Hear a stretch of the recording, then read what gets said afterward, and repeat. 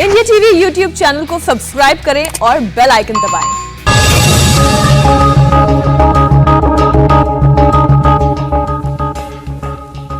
भगोड़े मेहुल चौकसी पर आज बहुत बड़ा फैसला होने वाला है और सबसे बड़ा सवाल यह है कि क्या 13,500 करोड़ के बैंक घोटाले का आरोपी मेहुल भारत को डिपोर्ट किया जाएगा या फिर उसे एंटीगुआ के सुपुर्द कर दिया जाएगा। मेहुल पर फैसला आज शाम 6 बजे के बाद आ सकता है और इस फैसले से पहले एक बड़ी खबर यह आ रही है कि उसकी बेल याचिका को खारिज कर दिया गया है। डोमिनिका में अवैध रूप से घुसपैठ के आरोपी मेहुल चौकसी की जमानत याचिका मजिस्ट्रेट कोर्ट ने खारिज कर दी है। चौकसी के वकील ने कहा है कि इस फैसले को डोमिनिका के हाई कोर्ट में चुनौती दी जाएगी। मेहुल पर फैसले से पहले उसका एक वीडियो भी सामने आया जिसमें मेहुल चौकसी व्हील चेयर पर दिखाई दे रहा है। आप ये जो तस्वीर आप देख रहे हैं, मेहुल चौकसी व्हील चेयर पर बैठा हुआ है। और इस वक्त हमारे साथ पूर्व सीबीआई डायरेक्टर एमएल शर्मा साहब जुड़ गए हैं। आपका स्वागत है सर इंडिया टीवी पर। आप सबसे पहले ये बताएं सर कि बोला ये जा रहा है पूरा ये केस डिपोर्टेशन का है भारत की नजर से, लेकिन अगर वही मेहुल चौकसी की नजर में देखा जाए तो ये मसला उनके इलीगल एंटीगा से निकलकर डोमिनिका एंट्रेंस से जुड़ा हुआ है। आप इस केस को कैसे देख रहे हैं? देखिए, गवर्नमेंट ऑफ इंडिया चौकसी को भारत लाना चाहती है जिससे कि वो इंडिया में ट्रायल को फेस कर सके। अब किसी भी इंडियन नेशनल को या जो क्राइम में वांटेड क्रिमिनल है उसको दूसरे देश से लाने के दो तरीके होते हैं। एक तो होता है एक्सट्रैडिशन और दूसरा होता है डिपोर्टेशन। तो चौकसी के खिलाफ एक्सट्रैडिशन प्रोसीडिंग्स तो एंटीगुआ कोर्ट में ऑलरेडी चल रही हैं, लेकिन वो वहाँ से भाग चुका है। अब वो आ गया है डोमिनिका आइलैंड नेशन में। तो अब डोमिनिका आइलैंड नेशन से उसको इंडिया लाने के, मैंने फिर कहा, दो ही तरीके हैं, एक एक्सट्रैडिशन और दूसरा डिपोर्टेशन। एक्सट्रैडिशन बहुत लंबी कार्रवाई होती है। मलाया का एक्सट्रैडिशन कितने साल से चल रहा है, अभी तक ख़त्म नहीं हुआ है, तो वो बहुत इफ़ेक्टिव तरीका नहीं है। डिपोर्टेशन बहुत इफ़ेक्टिव तरीका है। उसमें क्या होता है, जैसे चौकसी के खिलाफ डोमिनिका में चार्ज ये है कि वो डोमिनिका में इल्लीगली प्रवेश किया, तो वहाँ की सरकार ने उसको गिरफ्तार किया है, तो उस केस को वो विड्रॉ कर सकती है, केस को ड्रॉप कर सकती है या 1 दिन की सज़ा दे सकती है और दूसरे दिन इलीगल एलियन होने के नाते जो हवाई जहाज वहाँ भेजा है भारत सरकार में उसको बिठा सकती है। तो मूलतः ये इस बात पर निर्भर करेगा कि इंडिया का डिप्लोमेटिक प्रेशर डोमिनिका सरकार पर कितना है। अगर डिप्लोमेटिक प्रेशर ज़्यादा है तो वो केस को विड्रॉ कर सकती है अपने वाले को, या 1 दिन की सज़ा करा के दूसरे दिन उसमें हवाई जहाज में बिठा सकती है। लेकिन अगर डिप्लोमेटिक प्रेशर कम है तो वो उसको उलझा देगी। वो कहेगी कि हम इसको पहले जो है आपको नहीं भेजते क्योंकि उसने असली या नकली सिटीजनशिप ली हुई है एंटीगुआ की, वहाँ भेज देते हैं। अगर ये एंटीगुआ चला गया तो वहाँ फिर मामला अटक जाएगा क्योंकि एक्सट्रैडिशन में बहुत टाइम लगता है। लेकिन सर, मैं एक सिलसिलेवार तरीके से आपसे पूछती हूँ, क्योंकि आपने कहा कि एक तरीका ये हो सकता है कि वो उसे एंटीगा भेज दें, लेकिन एंटीगुआ सरकार पहले ही कह चुकी है कि आप इसे भारत के सुपुर्द कर दें। क्या इससे इस केस पर भारत के नजरिए से देखें तो पॉजिटिव असर पड़ेगा? मेरे ख्याल से पॉजिटिव असर पड़ेगा, लेकिन मैं आपसे ये भी कहना चाहता हूँ कि इस तरह के मैटर्स में प्राइम मिनिस्टर का स्टेटमेंट देना कोई मतलब नहीं रखता है। अगर उसको उन्होंने सिटीजनशिप दिया हुआ है तो प्राइम मिनिस्टर को सिटीजनशिप को या वहाँ की सरकार को सिटीजनशिप को कैंसिल करके और वो डॉक्यूमेंट डोमिनिका सरकार के पास भेजना पड़ेगा। अगर ऐसा हो जाता है तो डोमिनिका सरकार के लिए चौकसी को इंडिया डिपोर्ट करना बहुत आसान हो जाएगा। जी, लेकिन अगर वहीं हम बात करें एंटीगुआ की, तो वहां पर तो अभी भी ये चर्चा चल रही है कि इसकी सिटीजनशिप को कैंसिल कर दिया जाए, या अगर भारत के नजरिए से हम फिर कहें, भारत में फ्रॉड करके और फिर फ्रॉड के जरिए जो नागरिकता हासिल की गई है एंटीगा की, उस सिलसिले में डोमिनिका क्या कर सकता है? देखिए, उसकी सिटीजनशिप एंटीगुआ की है, तो एंटीगुआ सरकार ही उसकी सिटीजनशिप को कैंसिल कर सकती है।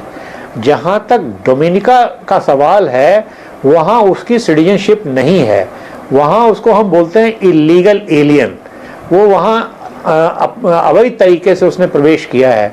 तो डोमिनिका सरकार अगर भारत के साथ सहयोग नहीं करती है, तो वो कहेगी कि हम जो है इलीगल एंट्री के लिए मुकदमा चलाएंगे, उसमें बहुत टाइम लग जाएगा, क्योंकि ये कहेगा कि मैं इलीगली नहीं घुसा हूँ, मुझे किडनैप करके लाया गया, जैसा उसने आडंबर किया है। ये मैं जानता हूँ ये सब आडंबर ही है, तो वो अलग बात हो जाएगी। लेकिन अगर डोमिनिका सरकार भारत से सहयोग करना चाहती है, तो जो उन्होंने मुकदमा उसके खिलाफ इलीगल एंट्री का दर्ज किया है, उसको वो सॉवरेन फंक्शन है, उसको विड्रॉ कर सकते हैं, उसको वो कैंसिल कर सकते हैं और फिर उसको इंडिया भेज सकते हैं। क्योंकि चौकसी की डोमिनिका में एंट्री जो है टोटली अवैध है, इलीगल है, इसलिए वहां से इंडिया लाना आसान है। यानी आप ये कह रहे हैं कि एक्स्ट्रेडिशन तो बहुत एक लंबा प्रोसेस है, लेकिन डिपोर्टेशन बहुत जल्दी और आसानी से किया जा सकता है। मेहुल चौकसी के वकील विजय अग्रवाल हमारे साथ जुड़ चुके हैं। विजय अग्रवाल जी, आपका भी स्वागत है इंडिया टीवी पर। आप क्या दावा कर रहे हैं अपने क्लाइंट के लिए? मैं तो ML Sharma ji, director, ex director CBI साहब की बाकी सारी चीजों में टाइम लगेगा, तो इसलिए इंडियन एजेंसीज ने शॉर्टकट अपनाया, उनको उठाया, किडनैप किया एंटीगुआ से और उठा के डोमिनिका में फेंक दिया। क्योंकि एंटीगुआ में एक्स्ट्रेडिशन प्रोसीडिंग चल रही थी, तो उसमें बहुत टाइम लगता। अब क्योंकि डोमिनिका में भी उनका जो हमारा जो स्टैंड है वो ना सुना जाए कि हमें किडनैप किया गया और वहां ले जाया गया, क्योंकि अभी तो आडंबर लगता है, तो बिल्कुल ठीक बात है, सारे शॉर्टकट काट दिए जाएं, कोई भी लॉ की बात ना की जाए और फिर कहा जाए नहीं नहीं हम तो यहाँ लॉ के हिसाब से मुकदमा चलाएंगे। तो मैं तो बड़ा थोड़ा सा अजीब हूँ। ये तो जो मॉर्निंग में देख के हम मीनाक्षी जी को योगासन करते हैं, उससे भी ज्यादा कॉम्प्लिकेटेड चीज उन्होंने बताई है। अच्छा तो विजय अग्रवाल जी, अगर आप मुझे इजाजत दें तो मैं आपसे ये पूछना चाहती हूँ कि जिस शॉर्टकट की आप बात कर रहे हैं, 13,500 करोड़ का घोटाला घपला करके बड़े शॉर्टकट से यहाँ पर जांच एजेंसियों से बचने के लिए एंटीगुआ की सिटीजनशिप हासिल कर ली और फिर वहां से डोमिनिका पहुंच गए, इससे बड़ा शॉर्टकट और क्या हो सकता है? मैं बताता हूँ। पहले 2017 में ये सिटीजनशिप ली गई और उस टाइम पे इंडिया की सारी इन्वेस्टिगेटिंग एजेंसीज ने नो ऑब्जेक्शन सर्टिफिकेट दिया। तो ये शॉर्टकट नहीं है, बड़े लंबे टाइम से चल रहा था मीनाक्षी जी। अच्छा, तो जब उन्होंने घोटाला करने का इरादा बड़े लंबे टाइम से चल रहा था। ये आप तो वो जो मर्जी कहें मीनाक्षी जी, तो अभी जो मेन बात है, आपने जिस बारे की बात कही कि प्रत्येक आपने सिटीजनशिप की बात कही, तो मैं सिटीजनशिप का जवाब दूंगा। जो आपने अभी दूसरा बीच में कमेंट दिया, जवाब उसका भी दिया जाएगा, मगर बारी बारी से दिया जाएगा। पहला जो जवाब है वो ये है कि इंडिया की सारी एजेंसीज ने नो ऑब्जेक्शन सर्टिफिकेट दिया और जिस टाइम वो बाहर गए वो एंटीगुआ नहीं गए, वो न्यूयॉर्क में थे।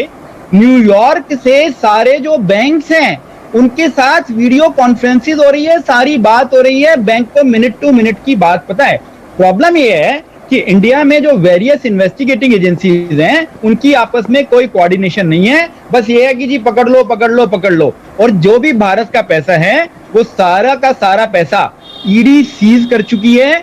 जितना अमाउंट था इंडिया का उससे ज्यादा अटैच हो चुका है, मगर वो कोर्ट में बैंकों को नहीं मिल पा रहा। एक तरफ से उसे बैंक मांग रहा है, एक तरफ से उसे ईडी मांग रही है, एक तरफ से उसे इनकम टैक्स मांग रहा है, एक तरफ से उसे सीबीआई मांग रही है, एक तरफ से उसे company court serious fraud investigation office मांग रहा है। तो ये जो बात है, तो एक आदमी के जो राइट्स हैं, इसका जो प्रोसीजर है, सिंपल प्रोसीजर है कि अगर भारत में किसी ऑफेंस का मुकदमा चलाना है तो उनको एक्स्ट्राडाइट किया जाएगा। वो इंडिया ने एप्लीकेशन लगा दी एंटीगुआ पे, उस पे एंटीगुआ कोर्ट ने स्टे कर दिया। तो फिर क्या किया गया जी, चलो एक ऑपरेशन किया जाता है फिल्मी स्टाइल में और इनको डोमिनिका ले जाके डाल देते हैं। क्योंकि कितनी अच्छी बात अभी आई, क्योंकि डोमिनिका से लाना शॉर्टकट है, बिल्कुल यही बात है। तो ये शॉर्टकट अपनाए जा रहे हैं। कानून के हिसाब से चलना होगा, जो कानूनी प्रक्रिया है उसमें शॉर्टकट नहीं लिया जा सकता है। हम अगर अपने को डिफेंड करें तो हम गलत हैं, और अगर सरकारी एजेंसीज कोई गलत चीज करे तो वो बिल्कुल सही है। ये तो बिल्कुल बात सही नहीं है। बाकी जो मर्जी अपना ले, स्टैंड ले, वो ले, हम we will defend our client like a. Sharma साहब, आप इस पे कमेंट करना चाहेंगे?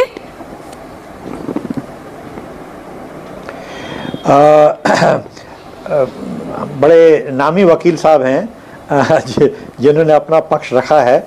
मैंने इनके बारे में बहुत सुना हुआ है, मुझे मिलने का सौभाग्य प्राप्त नहीं हुआ। जितनी बातें इन्होंने कही हैं वो सारी बातें चौकसी का अधिकार है कि अपने वकीलों के माध्यम से डोमिनिका कोर्ट में प्रस्तुत करे, इसमें मुझे कोई शक नहीं है। लेकिन मैंने जो बात कही वो कानूनी दृष्टि से कही। मैंने बहुत लोगों को, 20 साल में सीबीआई में रहा, बहुत लोगों को एक्स्ट्राडाइट कराया है और बहुत लोगों को डिपोर्ट भी दूसरे देशों से कराया है। ये दोनों ही लीगल प्रोसीडिंग्स हैं। मैं अपनी बात को पुनः दोहराना चाहता हूँ कि एक्स्ट्रेडिशन में बहुत टाइम लगता है। डिपोर्टेशन इलीगल एलियन जो अवैध तरीके से किसी देश में जाता है उसका आसान होता है, हमने बहुत कराए हैं। ये कानूनी वो है। अभी आपने अखबारों में पढ़ा होगा कि ब्रिटिश प्राइम मिनिस्टर ने भी गवर्नमेंट ऑफ इंडिया को कहा है कि यहाँ जो इलीगल तरीके से रह रहे हैं इनको आप वापस ले लीजिए। तो वो डिपोर्टेशन प्रोसीडिंग है, वो एक्सट्रेडिशन प्रोसीडिंग नहीं है, क्योंकि वो किसी क्राइम में इन्वॉल्व नहीं है। तो अक्यूज का यानी कि चौकसी का हक है कि अपनी सारी बातें कोर्ट के सामने रखे। ठीक सर, सिर्फ ये लेकिन इसी से जुड़ा हुआ एक सवाल अब ये उठता है जो मैं अग्रवाल जी के पास जा रही हूँ इस सवाल के साथ। अग्रवाल जी, अब आप ये कह रहे हैं कि ये स्क्रिप्ट लिखी गई है। अब जब डोमिनिका की कोर्ट ही ये कह देती है, अपील खारिज कर देती है, तो फिर क्या रह जाता है? ये पहली बात तो मैं बताएं, शर्मा जी सबसे ज्यादा रिस्पेक्टेड हमारे डायरेक्टर साहब रहे हैं सीबीआई के, मैं भी इनकी बहुत इज्जत करता हूं। तो अभी मैं सिर्फ अपना लीगल पक्ष रख रहा हूं। ये जो अभी आपने बोला ना अपील खारिज कर दी डोमिनिका ने, ऐसी कोई अपील खारिज नहीं हुई है, मेरी इन्फॉर्मेशन ये है। तो आपको मीनाक्षी जी अपना थोड़ा सा होमवर्क करना पड़ेगा इस पे, ये शायद होमवर्क पूरा नहीं है। डोमिनिका में कहीं कोई अपील खारिज नहीं हुई है। एंटिगा में 2 अपील में स्टे चल रहा है, इंडिया के अंदर फ्यूजिटिव प्रोसीडिंग पर स्टे चल रहा है। डोमिनिका की सरकार ने कोर्ट में कहा भारत, अब आप ये देखिए वैध नहीं है याचिका। अब ये देखिए ये अब आप ये कहे होमवर्क की बात, तो ये क्या है? किसी ने क्या कहा? आपने तो फैसला बता दिया, अब आप आर्ग्यूमेंट पे आ गई। मीनाक्षी जी आप इतनी सीनियर जर्नलिस्ट हैं, आपको ये समझना चाहिए कि किसी ने कोर्ट में क्या कहा और कोर्ट में फैसला दे दिया, दोनों बातों में तो फर्क है। गलती मानने से इंसान थोड़ा सा बड़ा होता है। अगर उसकी गलती हो, उससे गलत बोल दिया गया तो उसे गलती मान लेनी चाहिए, ये बड़े आदमी का सबूत होता है जी। आप अपनी गलती मानिए। आपने ये कहा कोर्ट में अपील खारिज हो गई है, अब आप उसको पढ़ रही हैं तो आपको पता चल रहा है खारिज नहीं हुई, ये तो किसी ने आर्ग्यूमेंट रिपोर्ट करी गई है। कोर्ट में की कभी भी आर्ग्यूमेंट रिपोर्ट नहीं की जाती है, कोर्ट अपना फैसला दी जाती है। तो मैं बताता रहूं कि जी मैंने 2 घंटे दलीलें दी, दूसरी पार्टी ने दलीलें दी। कोर्ट अपने फैसले के थ्रू, अपने पेन के थ्रू बोलती है। कोर्ट की जो प्रोसीडिंग होती है उनके बारे में तो जिक्र करना भी अच्छी बात नहीं समझी जाती हमारे लीगल प्रोफेशन में कि कोर्ट में क्या हुआ। कोर्ट का फैसला है, उसके बारे में बात की जा सकती है। तो मेरी इंस्ट्रक्शन ये है कि अभी कोर्ट का कोई फैसला नहीं आया है, ये मामला कोर्ट में लंबित है। तो जब फैसला आ जाएगा तब इस बात पे चर्चा करेंगे, आप जब बुलाएंगे हाजिर होंगे आपके सामने। शर्मा साहब, अब हम अड़चनों की बात कर लेते हैं। अड़चनें कहां पर आ रही हैं? अगर हम डिपोर्टेशन की बात करें या एक्स्ट्रेडिशन, दोनों पहलुओं से आप बताएं। देखिए, यहाँ इंडिया में बैठकर तो हम ये सिर्फ अंदाजा ही लगा सकते हैं कहाँ दिक्कत आ रही है। मैं ये कहता हूँ कि चौकसी के डिपोर्टेशन के लिए हम कितना, गवर्नमेंट ऑफ इंडिया कितना डिप्लोमेटिक प्रेशर डोमिनिका पर माउंट कर सकती है, यानी कितना प्रेशर में ला सकती है, डिप्लोमेटिक प्रेशर की बात कर रहा हूँ, वो सब उस पर निर्भर करता है। अगर इंडिया की गुडविल डोमिनिका में बहुत अच्छी है और डिप्लोमेटिक प्रेशर है तो अगले 2-3 दिन में वो डिपोर्टेशन हो जाएगा। अगर नहीं है तो ये मामला कोर्ट में अटक जाएगा। बस इससे ज़्यादा हम जानते नहीं, क्योंकि वहाँ की गवर्नमेंट की क्या थिंकिंग है। ये बड़ी आश्चर्य की बात है कि जब हियरिंग हुई तो वहाँ का लीडर ऑफ अपोजिशन भी कोर्ट में मौजूद था और अखबारों में ये भी छप रहा है कि वहाँ ये एलिगेशन लग रहा है कि साहब वहाँ का जो पॉलिटिकल सिस्टम है उसको भी अक्यूज की तरफ से कॉम्प्रोमाइज़ कर दिया गया है। सच्चाई का तो हमें पता है नहीं, तो इसमें कोई अड़चन नहीं है। ये सिर्फ डोमिनिका की सरकार को अपना माइंड बनाना है कि भाई इसको उलझा के रखना है या इसका सीधे तरीके से फैसला करना है। जी जी अग्रवाल साहब, हाँ आप शर्मा जी, आप कुछ और आगे बात कह रहे थे। बस मैंने इतनी बात कही, अग्रवाल साहब और फरमाएंगे, मैं इनसे मिलना भी चाहूंगा कभी बाद में, लेकिन वो बात की बात है। मेरा सौभाग्य है, मैं सिर्फ इतना बताना चाहता हूँ, शर्मा जी की सारी बात बिल्कुल ठीक है, बिल्कुल ठीक बात है। इंडिया की डिप्लोमेटिक प्रेशर बहुत ज्यादा है डोमिनिका से। डोमिनिका कृतज्ञ है भारत देश की। डोमिनिका की 72,000 की पॉपुलेशन है, उसे 1 लाख वैक्सीन इंडिया के थ्रू दी गई। डोमिनिका कृतज्ञ है। वहां के जो प्राइम मिनिस्टर साहब हैं उनको इंडिया की यूनिवर्सिटी से डॉक्टरेट की उपाधि दी गई। वहां की जो सरकार है वो भारत की कृतज्ञ है, मगर फिर भी रूल ऑफ लॉ है। डिप्लोमेटिक प्रेशर होते रहे, पॉलिटिकल होते रहे, हम तो सिर्फ भगवान के सामने और कोर्ट के सामने सर झुकाते हैं। हमें तो पॉलिटिशियंस का पता नहीं कि क्या कह रहे हैं और क्या रिलेशनशिप है और क्या डिप्लोमेटिक चैनल। अब अग्रवाल साहब, हम तो चर्चा ही कर सकते हैं, दलीलें देने का काम आपका है, फैसला सुनाने का कोर्ट का काम है, तो हम तो केवल सवाल जवाब कर सकते हैं, फैसला सुनाना हमारा काम नहीं है। तो अग्रवाल साहब, आप ये बताएं कि मेहुल चौकसी की पत्नी ये कह रही हैं कि उनके खिलाफ मामले विदेश में चलाए जा सकते हैं और मेहुल चौकसी इसमें सहयोग करेंगे। अब 13,500 करोड़ का घपला भारत में हुआ, इस पर केस चले विदेश में, क्या ये उचित है? जी, ये इसके बहुत सारे प्रेसिडेंट्स हैं और आज की डेट में तो वैसे भी सब कुछ वीडियो कॉन्फ्रेंसिंग पे हो रहा है। जो नॉर्मल कोर्ट हैं, जो भारत देश में एक्यूज्ड हैं, उनको भी वीडियो कॉन्फ्रेंस से पेश किया जा रहा है। जो तिहाड़ जेल में आदमी है उसको भी वीडियो कॉन्फ्रेंस से पेश किया जा रहा है। तो उन्होंने ये कहा, मुकदमा चलाने से पहले मेरा पक्ष नहीं सुना गया। इन्वेस्टिगेशन क्या होती है?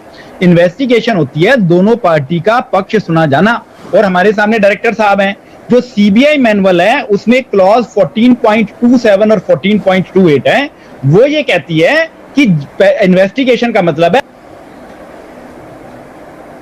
अपने फेवर में क्या क्या कहना चाहता है, फिर उसको कंक्लूड करो कि एक्यूज अपने फेवर में गलत डिफेंस ले रहा है, क्या सही डिफेंस ले रहा है, उसके बाद चार्जशीट फाइल करें।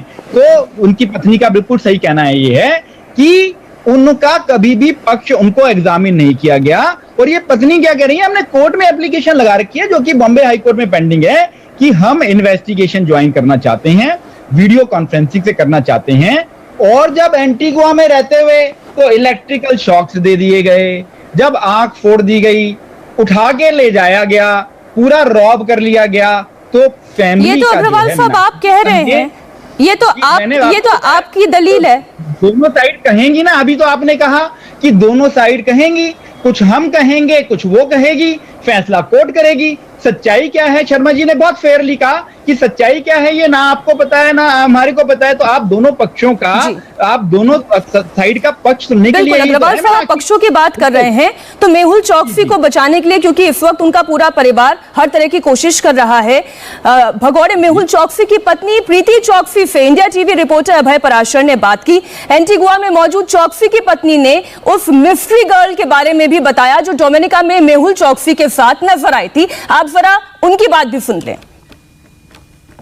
मैम, ये जो खबर चल रही है, जो एंटीगुआ मीडिया के हिसाब से जो खबर चल रही है कि ये जो बरबरा नाम की जो ये महिला हैं, ये कहाँ की हैं और मिस्टर चौकसी के संपर्क में कैसे आई? वो कहाँ की है, वो एक्चुअली रियल बाबरा कौन है वो नहीं मालूम है, लेकिन जो बाबरा क्लेम कर रही थी, जो लेडी यहाँ थी, वो हंगरी की थी। Okay. And sorry, what was the second question? Ma'am, ये मेहुल चौकसी के संपर्क में कैसे आई? एंटीगुआ में मतलब आप लोगों से भी मिली थी क्या ये? अगस्त में वो अगस्त 2 to 7 हमारे घर के सामने बगल में वो और उसकी फ्रेंड आई थे। दोनों ने एक अपार्टमेंट रेंट किया था। यहाँ पे कोविड था तभी, सो सब लोग जो भी चलने के लिए जाते थे तो she would also start working. और वैसे बात होती थी. She started connecting with my husband, you know, के साथ में चलते हैं, बात करते हैं, Okay. hi, hello, that kind of thing. Okay. And then she came down in April and she came down now in May. एक वीक के लिए तभी अगस्त में थी, that we know of, and then अप्रैल में थी एक वीक या मोर, एंड अभी मई में. आप क्या समझती हैं कि उन्हें वापस इंडिया आना चाहिए, यहाँ पर उन्हें जो लॉ को फॉलो करना चाहिए या लॉ को फेस करना चाहिए? आप क्या कहना चाहते हैं? अच्छा, मैं क्या सोच रही हूँ कि लॉ, ये जो अभी सब हुआ जो है, law has not been followed, international law has been broken, treaties have been broken. तो कौन सा लॉ कौन फेस करेगा? ये कैसे? ये right now in front of us is a case of kidnapping and can become a hostage situation. तो पहला, I think we need to address the matter at hand. Sharma साहब, आपने पूरी बात सुनी मेहुल चौकसी की पत्नी की. अब आप ये समझाएं कि अंतर्राष्ट्रीय कानून क्या कहता है. अगर मेहुल चौकसी ये कहते हैं कि उनके पास ऐसा कोई दस्तावेज ही नहीं है कि वो भारत के नागरिक हैं, तो अंतर्राष्ट्रीय नीति क्या कहती है? ये किस तरीके से मेहुल चौकसी इसको अपने बचाव के तौर पर इस्तेमाल कर सकते हैं? इसमें देखिए, कॉमन सेंस लगाने की बात है. अगर जो वो भारत के नागरिक नहीं थे तो अभी तो कितने साल के होंगे, 50 के होंगे, 55 के होंगे, 58, मुझे पता नहीं. तो क्या वो धरती पर रह रहे थे या आकाश में रह रहे थे, अमेरिका में रह रहे थे या हिंदुस्तान में रह रहे थे? कॉमन सेंस की बात है. तो वो इंडियन नेशनल थे. अब हमने ये सुना है कि उन्होंने वहाँ की नेशनैलिटी ले ली है एंटीगुआ की. कितना सच है, कितना झूठ है, हमें इस बात का पता नहीं है. ये बाकी सारी दलीलें हैं, ये कोई लीगल इश्यूज नहीं है. लेकिन सर, अगर नेशनैलिटी उन्होंने एंटीगुआ की ले ली है, थोड़ा सा क्योंकि क्लैरिटी दे दें, हमारे दर्शक कानून के जानकार नहीं हैं, उन्हें समझने में आसानी होगी. अगर उन्होंने एंटीगुआ की नेशनैलिटी ले भी ली है, वहां की सिटीजनशिप ले ली है, और अब उस पर चर्चा हो रही है कि इसे रिवोक किया जाना चाहिए या नहीं किया जाना चाहिए, तो ऐसे मामलों में किस तरीके से ये फायदा पहुंचा सकता है मेहुल चौकसी को? या अगर सिटीजनशिप रिवोक हो जाती है तो फिर क्या होगा? देखिए, बड़ी सिंपल बात है. अगर कोई फ्रॉडुलेंट तरीके से सिटीजनशिप लेता है तो वहाँ की सरकार, वहाँ का सिस्टम सिटीजनशिप को कैंसिल कर देता है. जब वो सिटीजनशिप कैंसिल हो जाती है तो फिर वो इंडियन नेशनल माना जाएगा. इंडियन नेशनल माना जाएगा तो फिर वही मैंने पहले बताया, मुझे को ये बात पसंद नहीं आएगी. उस सरकार के सामने दो ऑप्शन है, या एक्सट्रीडिशन कराएं या उनको डिपोर्ट करें. अब चूंकि उनकी एक्सट्रीडिशन प्रोसीडिंग्स ऑलरेडी वहाँ चालू हैं, जैसा मैंने सुना है, तो उन्हीं एक्सट्रीडिशन प्रोसीडिंग्स को ही लॉजिकल कंक्लूजन पे ले जाना पड़ेगा. मैं दर्शकों के लिए ये भी बताना चाहता हूँ कि एक्सट्रीडिशन प्रोसीडिंग्स में दो पक्ष होते हैं. एक पक्ष होता है जुडिशल, यानी कि मजिस्ट्रेट, एक्सट्रीडिशन मजिस्ट्रेट को डिटरमिन करना होता है कि एक्सट्राडिटेबल केस है या नहीं है. मान लो मजिस्ट्रेट ये कह देता है कि एक्सट्राडिटेबल केस है, तो फिर दूसरा टेस्ट ये है कि वहाँ की सरकार मजिस्ट्रेट के सर्टिफिकेशन के बाद भी एक्सट्राडाइट करना चाहती है या नहीं चाहती है. तो अगर डिपोर्टेशन ऑप्शन नहीं है और अगर एक्सट्राडिशन ही ऑप्शन है, तो फिर ये सारी प्रक्रिया, इसका अनुसरण करना पड़ेगा. वो जो मशीन चल गई उसमें सबको उसी हिसाब से चलना पड़ेगा.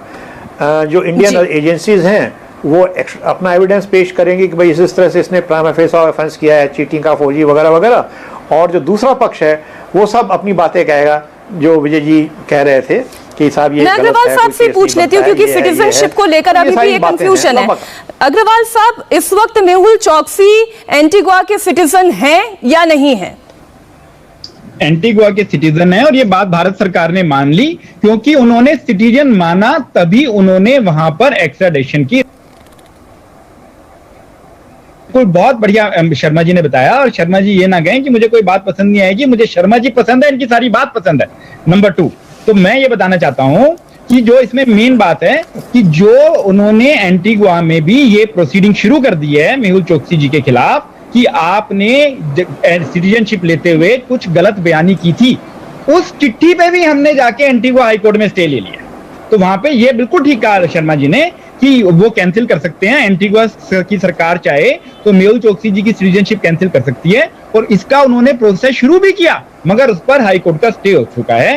तो अब जो है वो इसका मतलब जो इंडिया का सिटीजनशिप एक्ट है उसका सेक्शन 9 सबसेक्शन 1 है, वो ये कहता है कि जैसे ही किसी दूसरी कंट्री की सिटीजनशिप ले लें तो बाय ऑपरेशन ऑफ लॉ उसकी इंडिया की सिटीजनशिप खत्म हो जाती है। तो आज की डेट में वो 100% सिर्फ एंटीगुआ के सिटीजन हैं। तो अग्रवाल साहब इसे थोड़ा सा और समझा दें कि अगर सिटीजनशिप कैंसिल हो जाती है ऐसी सूरत में क्या होगा, आप ही बता दें। मैं देखो ये जी मैं वही बात बता रहा था मीनाक्षी जी, भारत में किसी पर मुकदमा चलना है तो ये कानून नहीं है कि जो भारत का नागरिक है उसी पर मुकदमा चलेगा। किसी भी देश के नागरिक पर भारत सरकार में अगर भारत के वोटर्स में ऑफेंस हुआ है तो यहां पर मुकदमा चल सकता है।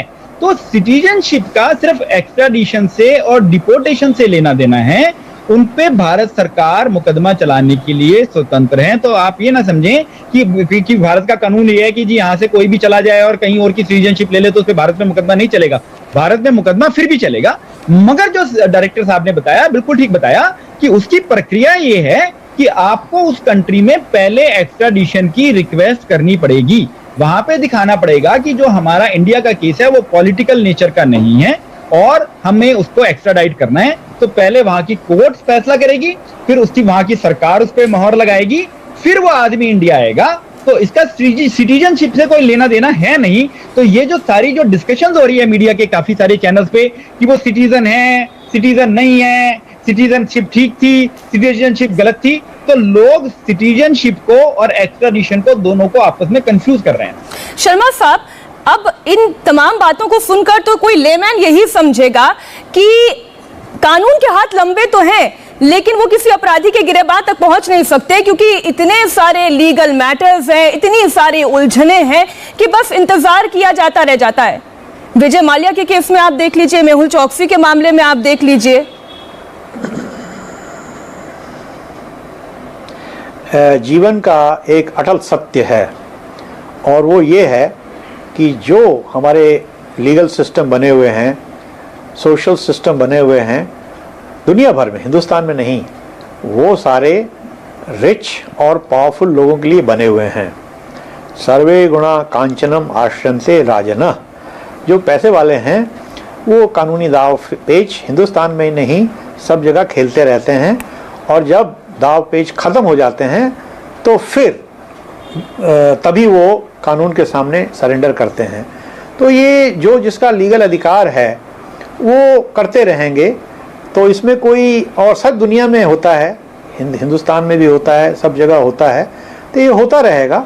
लेकिन अंततोगत्वा कानून का लंबा हाथ गिरेबान तक पहुंच ही जाता है, मैं ऐसा मानता हूं। अग्रवाल साहब, बिल्कुल ठीक कहा शर्मा जी ने। उन्होंने देखो संस्कृत में कहा, मैं थोड़ा सा अंग्रेजी में बता देता हूं। इसे कहते हैं all clever foxes end up as fur coats. तो चाहे कितना कोई दांव पीच कर ले, सच्चाई छुप नहीं सकती। मगर जो सच्चाई है वो क्या है, आप देखिए, ये 11 साल बाद मेरे साथ हिस्ट्री रिपीट हो रही है। सन 2010 में जब मैंने 2G का केस साइन किया, मैंने कहा ये केस बेकार है। 7 साल मुकदमा चला, day to day supreme court का मॉनिटर्ड। उसके बाद सारे लोग बरी हुए। ये कहा गया कि सीबीआई और ईडी ने झूठा गलत केस बनाया था और जो है उनके काफी लोगों के खिलाफ भी स्टिचर्स पास हुए उस केस के दौरान। आप ये देखिए, तो एक आदमी को भारतीय सिस्टम में जो सिर्फ एक आदमी को इनोसेंट प्रिज्यूम करना चाहिए जबकि उसको पहले से ही गिल्टी करार दे दिया जाता है। आप देखिए कितनी हीट थी उस केस में, 1,80,000 करोड़ रुपए का मुकदमा था। उसके बाद आप देखिए क्या हुआ, इसके जो आरुषि के केस के अंदर क्या हुआ, बड़ी हीट थी, उसमें सब बरी हो गए। अभी हमने गोवा वाला तरुण तेजपाल का केस सुना। तो शुरू में कहना बड़ा आसान है, सारी बात ट्रायल के बाद चलती है। और अब आपकी स्क्रीन पे उज्जवल निकम जी आ रहे हैं। हाँ बिल्कुल, आप सही कह रहे हैं। उज्जवल निकम साहब भी हमारे साथ जुड़ गए हैं। इवन कसाब पे भी पूरा मुकदमा चलाया जाता है, उसके बाद ही फैसला किया जाता है। मुकदमा चलाने से पहले कोई किसी पे फैसला नहीं सुना सकता। मुझे बड़ी खुशी होती है जब इतने सारे स्माइलिंग फेसेस एक साथ चैनल पर होते हैं। लेकिन उज्जवल निकम साहब, आपका स्वागत करते हुए एक सवाल आपसे ये है कि सबको योगा करा देती है मैडम, सारे आप कर रहे हैं या नहीं कर रहे हैं? अग्रवाल साहब, आप योगा करा देती है सवेरे। आप ये बताएं, आप खुद कर रहे हैं या नहीं कर रहे हैं? बल्कि बिल्कुल पक्का कर रहा हूं, और मैंने लाइफस्टाइल चेंज किया है कोरोना पीरियड में आपके प्रोग्राम से प्रभावित होकर। Thank you so much. मेरे लौकी का जूस भी पीना शुरू कर दिया है। बहुत खूब अग्रवाल साहब। अब उज्जवल निकम साहब, हम वापस से मुद्दे पर आते हैं। मुद्दा ये है कि भारत की देश की जनता वो ये पूछ रही है कि मेहुल चौकसी का रिटर्न टिकट तो भारत आखिर होगा कब? अड़चने क्या है निकम साहब, आपके नजरिए से आप जरा ये समझाएं। मीनाक्षी, जहां तक मैं ये एक्सट्राडिशन लॉ समझता हूं और डिपोर्टेशन जो समझता हूं, उसके मुताबिक मैं ये जरूर कहूंगा कि आज डोमिनिका कोर्ट में एक ही सवाल का फैसला होगा, और ये सवाल ये होगा कि क्या मेहुल चोकसी की एंट्री डोमिनिका में इलीगल एंड अनऑथराइज है क्या? अगर डोमिनिका कोर्ट ये नतीजे पे पहुंचती है कि हाँ इलीगल और अनऑथराइज एंट्री है, तो उस कानून के मुताबिक वहां ऑफेंस बनता है। सवाल नंबर 2, अगर ये एंट्री इलीगल अनऑथराइज है तो उसको कहां सौंपा जाए? हमारे दोस्त विजय साहब जरूर कहेंगे कि एंटीगुआ में ही भेजना चाहिए, क्योंकि वो 2017 का एंटीगुआ का नागरिक है और सेक्शन 9 इंडियन सिटीजनशिप एक्ट के मुताबिक उसका टर्मिनेट इंडियन सिटीजन होगा। लेकिन विजय साहब की ये दलील जरूर एक होशियार वकील की दलील होगी, लेकिन जहां तक सब सेक्शन 2 है सेक्शन 9 के मुताबिक, लेकिन उस मुताबिक यह सवाल भी खड़ा होता है कि क्या भारत सरकार ने उसके हाउ ही एक्वायर्ड सिटीजनशिप उसकी इंक्वायरी की, और इस इंक्वायरी की ये नतीजे में पहुंच गई है कि he had obtain illegally unauthorisedly by suppression certain fact misrepresenting. Nikam साहब, मैं माफ कीजिए, मैं आपको थोड़ा सा पॉज मैं यहाँ पर देना चाह रही हूँ, होल्ड करना चाह रही हूँ। अग्रवाल साहब, आपने मुझे जहां तक ध्यान हो इस डिस्कशन के दौरान ये चीज बोली कि उस पर भी शायद स्टे लगा दिया गया है कि उनकी सिटीजनशिप फ्रॉड करके उन्होंने हासिल की या नहीं की। 100% 2019 की वहां के प्राइम मिनिस्टर की लेटर है, उस पर स्टे लगा दिया गया है। और जो ये सब सेक्शन 2 है सेक्शन 9 का, वो ये कहता है भारत सरकार को रूल बनाने का अख्तियार है अगर किसी की सिटीजनशिप डिटरमिन करनी हो तो। इस केस में सिटीजनशिप कंट्रोवर्शियल नहीं है, और अगर किसी के पास दूसरी कंट्री का पासपोर्ट है तो वो इस बात का प्राइमा फेसाई एविडेंस होता है। और अगर फ्रॉड करके सिटीजनशिप ली गई तो फ्रॉड इंडिया के साथ तो किया नहीं गया, ये एंटीगा के साथ किया गया, तो ये बात इंडिया नहीं डिटरमिन करेगी, एंटीगा डिटरमिन करेगी। और एंटीगा डिटरमिन कर रही है। उन्होंने हमें 2019 में चिट्ठी भेजी कि जी आप ये बताइए कि आपने जब सिटीजनशिप ली तो इंफॉर्मेशन सही दी थी या गलत दी थी। तो हमने ये दिखाया कि जी वहां से पहले इंडियन एजेंसी से पूरा का पूरा आपके पास वेरिफिकेशन रिपोर्ट आई थी, हमने सारी चीजें आपको पता है। तो इस बात पर, क्योंकि उसमें इनकम्प्लीट इंफॉर्मेशन थी उस चिट्ठी में, वो section 8 citizenship act of Antigua के हिसाब से आया था, तो हमने उस सेक्शन को भी चैलेंज कर रखा है, उस चिट्ठी को भी चैलेंज कर रखा है, और हमारे फेवर में स्टे है। तो कानून अपना काम करेगा। मगर ये शर्मा जी की बात बिल्कुल सही है कि हमेशा सत्यमेव जयते, विजय सत्य की होगी। आज मैं अपना पक्ष रखूंगा, अपोजिट पार्टी अपना पक्ष रखेगी, मगर सत्य क्या है ये तो एंड में ही पता चलेगा। अग्रवाल साहब, इसे हम कंक्लूडिंग कमेंट तक के लिए बचाते हैं ना। उज्जवल निकम साहब, अब आप यहां से अपनी बात आगे बढ़ाएं। अब ये देखिए, अगर एंटीगुआ डोमिनिका का कोर्ट इस फैसले पे आती है कि उसकी एंट्री डोमिनिका में इलीगल अनऑथराइज्ड है, नंबर सवाल 2 ये होता है कि उसको कहां भेजा जाए। यहां बहुत दो राइवल थियरीज आ रही। पहली राइवल थियरी चोकसी के तरफ से आ रही कि मुझे एंटीगुआ में भेजा जाए क्योंकि वहां भी अब मैं वैलिडली नागरिक हूं। भारत की सरकार की तरफ से यह दलील जरूर पेश की गई है कि उसे भारत को डिपोर्ट किया जाए, क्योंकि आज भी वो प्राथमिकता भारत का नागरिक है। इसके लिए भारत सरकार की तरफ से जो प्राइमरी डॉक्यूमेंट्री एविडेंस प्रोड्यूस किया गया है, जिसने 13,800 रुपए कोटि का घोटाला का पंजाब नेशनल बैंक का जो चार्जशीट जो पीएमएल कोर्ट में बॉम्बे में दर्ज हुआ है, रेड कॉर्नर नोटिस, आधार कार्ड, ये पारी दस्तावेज के लिए। लेकिन जहां देखिए, डोमिनिका का कोर्ट ये सवाल नहीं तय करेगी कि उसको कहां भेजना है। डोमिनिका का कोर्ट ये इतना ही सवाल करेगी कि उसकी एंट्री इलीगल है। फिर नंबर ये कौन तय करेगा कि उसको कहां भेजना है? तो ये डोमिनिका का पॉलिटिकल गवर्नमेंट डिसाइड करेगा। ये गवर्नमेंट पे बात निर्भर होगी कि क्या उसको सजा करके फिर वापस उसके देश में भेजा जाए, क्या भारत को उसको डिपोर्ट किया जाए। और इसके लिए अब हमें यह देखना होगा कि डोमिनिका गवर्नमेंट का क्या स्टैंड है। डोमिनिका गवर्नमेंट ने खुलेआम डोमिनिका कोर्ट में स्टैंड लिया है, डोमिनिका का पब्लिक प्रोसिक्यूटर आमतौर पर डिक्लेयर कर दिया है कि उसे भारत में ही डिपोर्ट होगा, क्योंकि ये डोमिनिका गवर्नमेंट का स्टैंड है। तो मुझे लगता है कि अगर डोमिनिका गवर्नमेंट ये चाहती है उसको भारत में डिपोर्ट किया जाए, तो चाहे मुझे लगता है कि मेहुल चोकसी की दलील जो है कि एंटीगुआ में भेजा जाए, क्योंकि एंटीगुआ सरकार की तरफ से भी ये दलील पेश की गई है कि हम उसे एंटीगुआ में नहीं लेंगे, हमारा वो नागरिक नहीं है। तो मुझे लगता है कि वापस उनसे भारत को आना होगा और कानूनी जंग को फेस करना होगा। अग्रवाल साहब जी बिल्कुल इन्होंने ठीक कहा, बिल्कुल ये बिल्कुल सारी sorry I am sorry my phone got on. कि बिल्कुल सारी बात जो बताई निगम साहब ने बिल्कुल ठीक बताई इन्होंने, कि अभी तो सबसे पहले तो डोमिनिका में ये डिसाइड होगा कि मेहुल चोकसी ने कोई अपराध किया है कि नहीं किया है। हमारा स्टैंड ये है कि उनको जबरदस्ती लाया गया था। डोमिनिका पुलिस का स्टैंड ये है कि भाई उनको तो इलीगली कंट्री के अंदर एंटर हुए थे। तो पहले इस बात पर फैसला होगा। जब ये बात खत्म हो जाएगी तो मेरी समझ ये कहती है कि डोमिनिका का भी एक पासपोर्ट एंड इमिग्रेशन एक्ट है, तो वो जो डिपोर्ट करेंगे, मेरी समझ ये कहती है कि वो उनकी नागरिकता के आधार पर, और दूसरा टेस्ट होता है कि वो कहां से आए थे। बेसिक यही माना जाता है कि साहब जहां से आए थे नमस्ते, आप वहीं वापस जाइए। तो वो मुझे लगता है कि डोमिनिका को मेहुल चोकसी जी को अपनी बात खत्म करने के बाद नमस्ते करके उनको वापस जहां से वो आए थे वहीं भेज देना चाहिए।